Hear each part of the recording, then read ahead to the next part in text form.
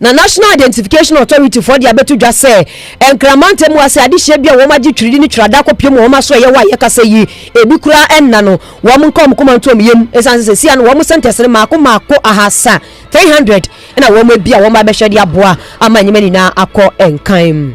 na district chief and as a chief executive officer Edema Africa Energy Consortium Mr. Kwame Gentua wono so de na no e dia toto ensensem yimu a wo che say abani pese wonya sika dodo dia ene yesa wo ma bia kan sinsemu no ehu hia na mum wo hwe na to butu no wonsi ni fa dodo na emfa enka ho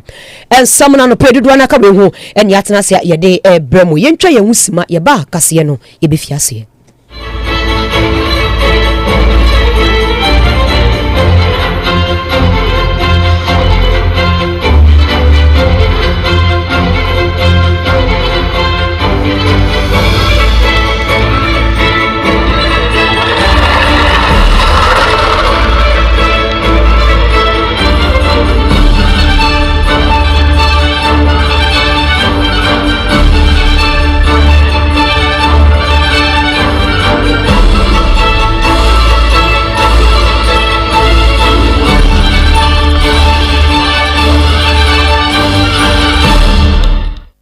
Yaje kase abonase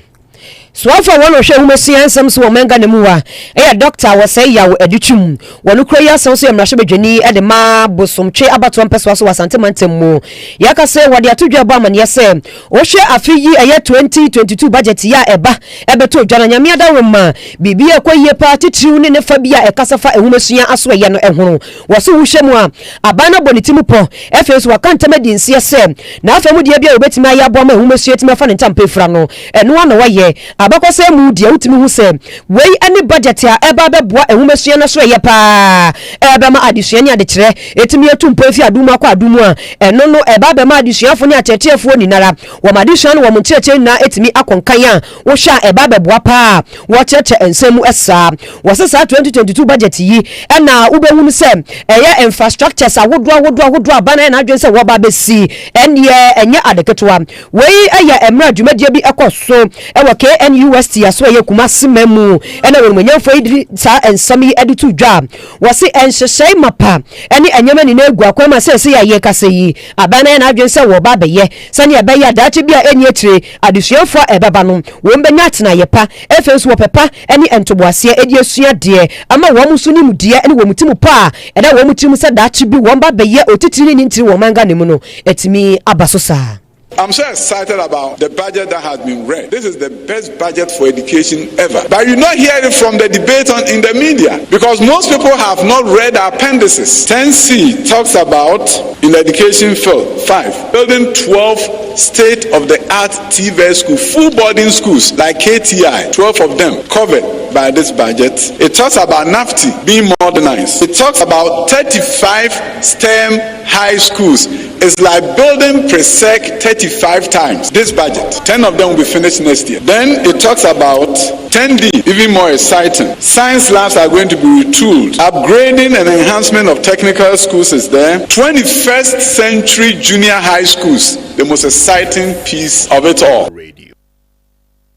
Wa mananso wanu ache no se na nsante mu no bete na tertiary institution fo yi wa mu ba mane ene nyame adoma mabra bo mu wode akotro me nsohwe na metwa wie bebi a medi miti beto so eno so adane boate bidin e yade se aban etu sade ni na wonamo sade ya baya sade ni na no ebe 10 of the past. It shouldn't be a situation where the private sector brings their money in and they lose. It shouldn't be a situation where the universities bring their land in and they lose. It should also not be a situation where the students lose out. And I think it's important for all of us to have a dialogue as to how rents, we don't have rent hikes as a result of demand and supply situation so that the students will feel that it's not a win-win situation. But for us to create a better win-win situation, the government must be fully involved in the development process. We must begin to look at how do we create credit enhancement opportunities.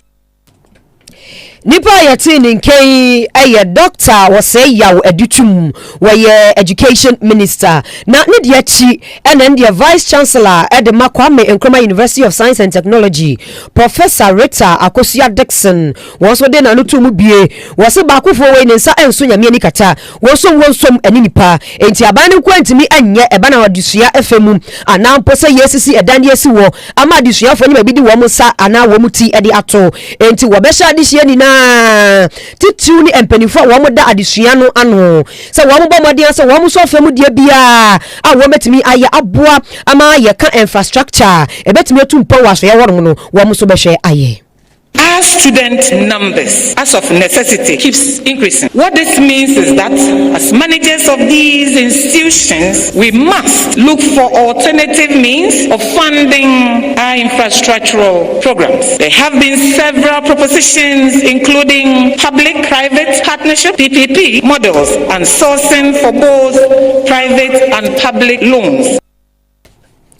Nipa yɛte ne nkɛyi ɛyɛ vice chancellor ɛwɔ Kwame Nkrumah University of Science and Technology Professor Rita Akoo Dixon. Yɛda so agyina santemantemu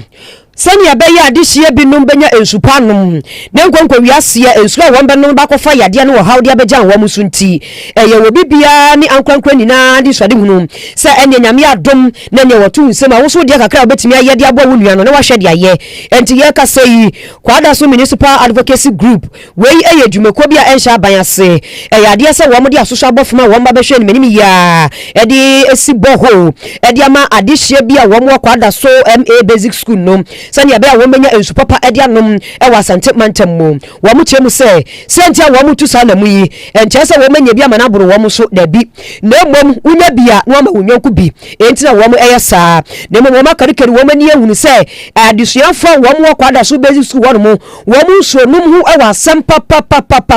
a eba sa ya de se ebe ha dwene wo mantu ho na mu entama da achi bia ni atire no na akofa ohawo ene wo ye de edi aba wei na Obaatanpa kase ya ni titine ni edema kwada so municipal advocacy group no Mr. Augustine Saki edinkomo e ma ni cheche mu senti asa na mu yi wo mu atu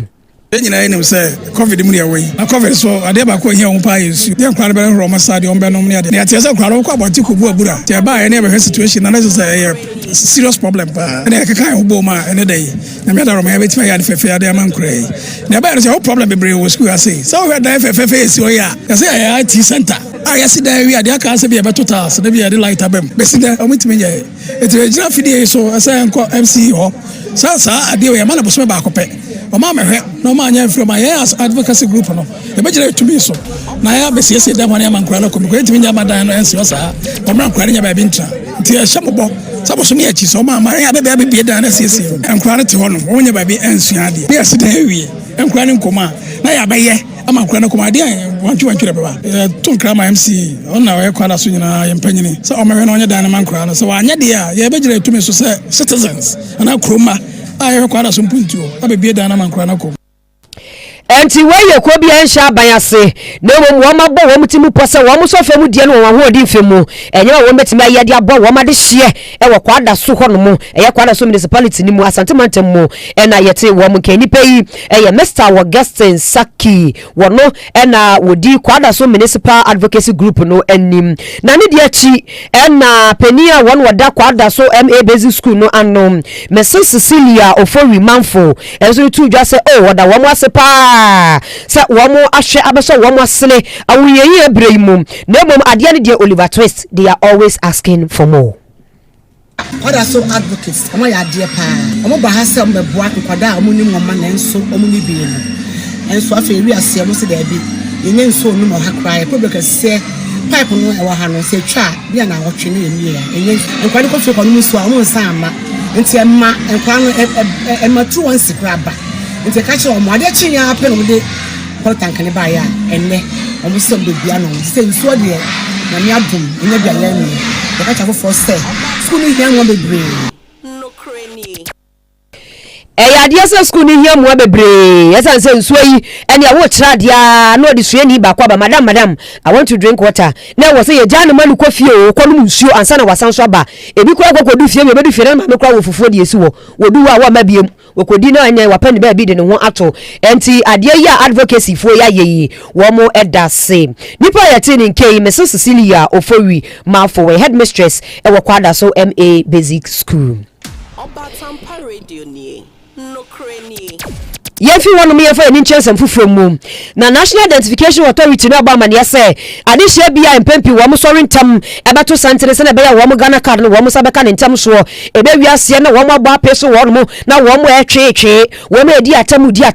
wo mo so ato wo mo besebese wo ma no so na ato wo mo no wo se sia no obi bia nka ne komanto ne yem esan se ye ka se ya de asem penifo de hyehye ma pegu akwamu a 300 centers na nyame adomu wo mo ebia eba be hwa boa ama wo mo dwumedie no etimi akọ anwohare so nipa woni Obaatanpa Kase3 eye acting head of corporate affairs e National Identification Authority aso ye wono Abdul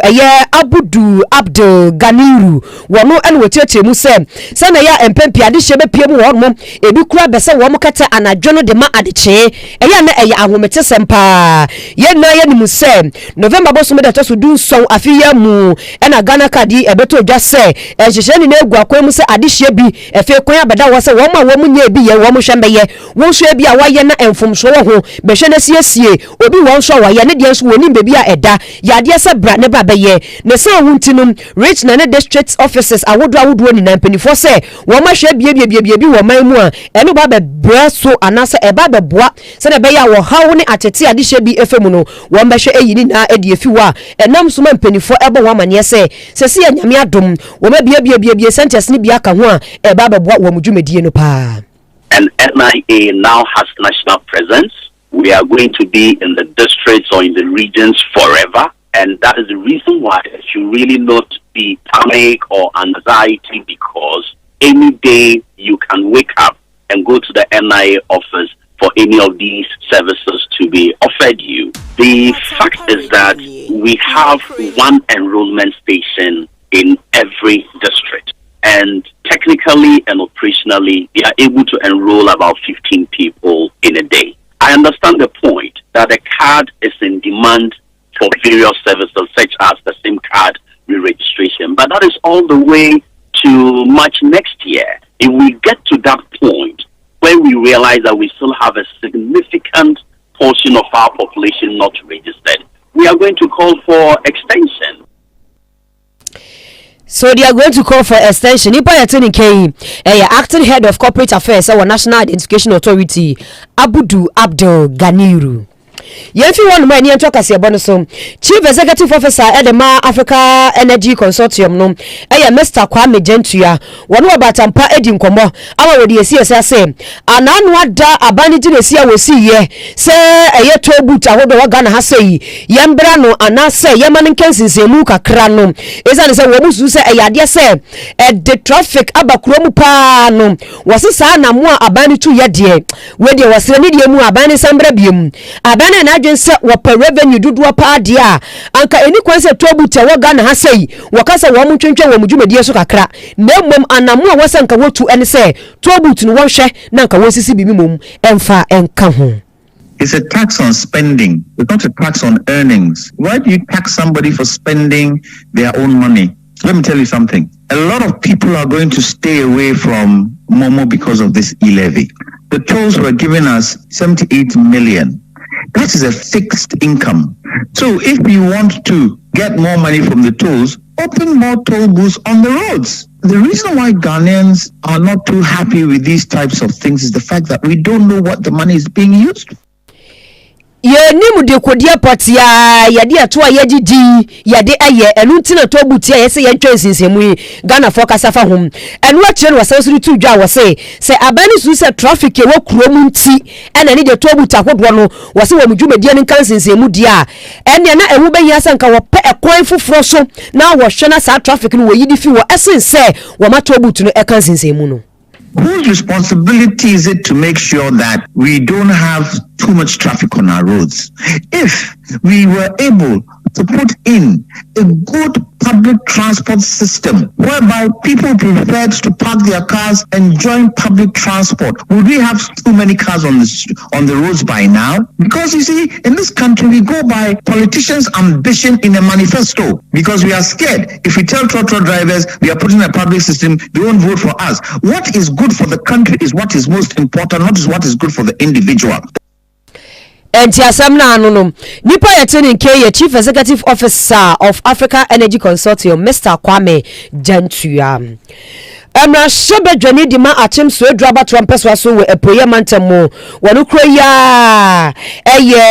titina ni edema mra shebe dwam dwumedi ahodo ewo akwan ensem eso wonu manyamfo Kennedy wo sai nyako yaka say ade se wone ne mansin krachi pani no honorable Asare Danso edi asoso abefama H unit girls dormitory wo mahwe kukurudi esi wono Ephya 4-seater WC toilet facility ewo achim so edro senior high school no so wo mu bi akanwa wo mo chese eyade se ebeboa adesua ewo empotem hono emre adwumadie ni ekoso no honorable Kennedy ene Obaatanpa Kase3 edi nkomo kyerkyere ehia ene emfaso titiriwa wo mbenya edi efisa edan yi eso